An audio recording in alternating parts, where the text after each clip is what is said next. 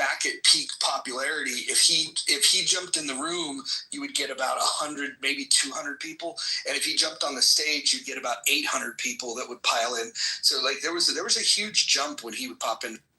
What was his deal again? Was he a big financial guy? What was he used to work for Teal, but he's a mathematician, but I think most of the things that people would know him for is just being part of that quote unquote intellectual dark web, and going on the podcast circuit and talking about things that used to be people were uninterested in. It used to be people would listen to Drive Time or sports talk radio or whatever, and then when that explosion of like these public intellectuals came, he was just one of those. Him and his brother Brett. He was also fun in the political spaces because he seemed to have a flair for it. He liked having the discussions, and he would stay for a while. I know he's a couple of times he parked up there for a couple hours. And it's like, Jesus, guy's brilliant. Yeah, I saw him in a lot of the philosophy spaces. He definitely parked, but I don't see him anymore on this app. The last person that had much of an audience that would come to the room regularly and participate on the stage was Lex Friedman.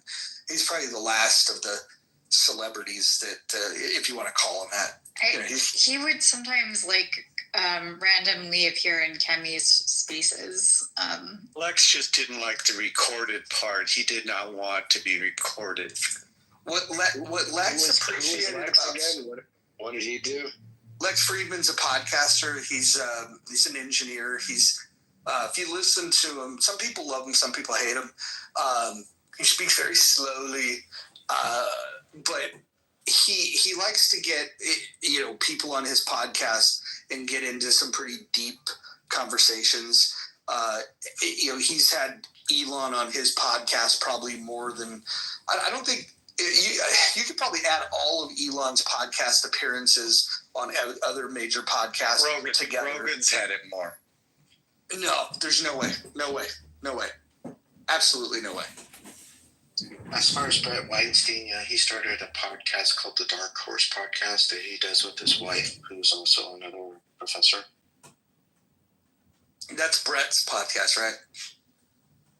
Yeah, Brett and his wife. Yeah.